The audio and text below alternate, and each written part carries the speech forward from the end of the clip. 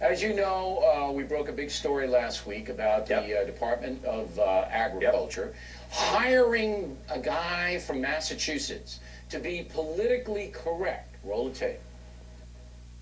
I want you to say the Pilgrims were illegal aliens.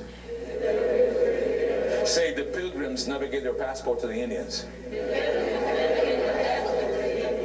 By the way, I don't like the word minorities. How about emerging majorities? How about people? How about people? I mean, look at what this government is doing.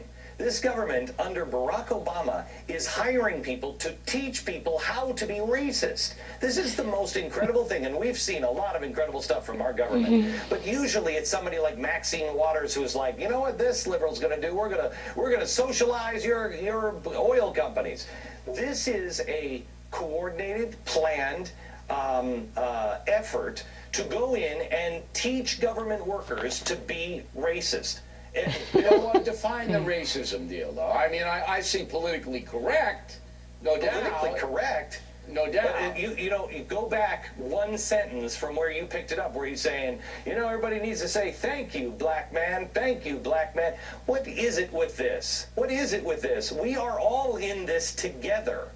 Here's an organization that is our government spending your tax dollars trying to teach this nonsense, trying to teach that what are they teaching? They're teaching that the white man came over and stole the land from the Indians. That's what they're teaching here, Bill.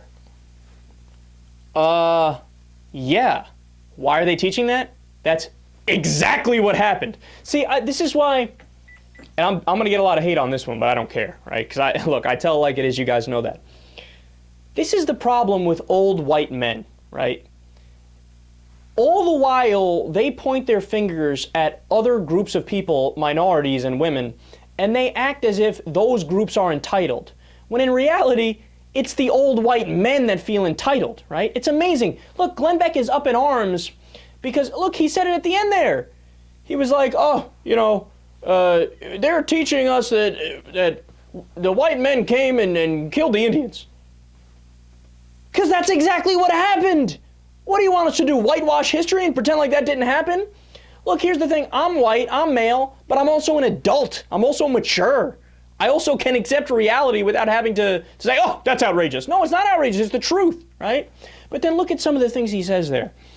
I love when O'Reilly plays the clip. The guy goes, Pilgrims were illegal aliens, right? That's one of the things he says. Yeah, that's right. The Pilgrims never gave their green cards to the Native Americans, or the Aborigines Americans is the technical name, the Indians, right? They never said, oh, hey, yeah, no, we'll coexist peacefully. It's cool. They took out guns and they shot them. All of westward expansion, the Trail of Tears, that was basically genocide from the early Americans. Now look, it's uncomfortable to say that, but it's truth. Truth is always a defense. It's an absolute defense. But Glenn Beck can't handle the truth. It's like that movie with Jack Nicholson. You can't handle the truth. And then, look, I love how they that's an obscure program that's going on in Massachusetts.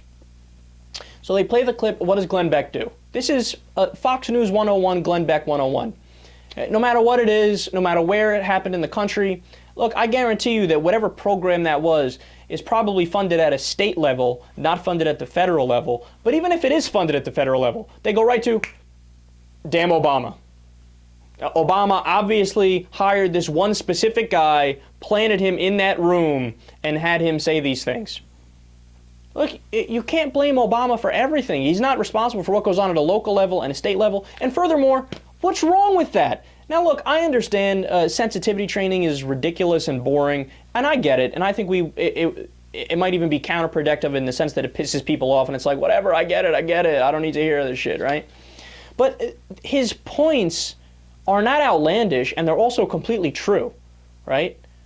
Like, yes, we did westward expansion. Yes, we killed a tremendous amount of Indians in a genocide.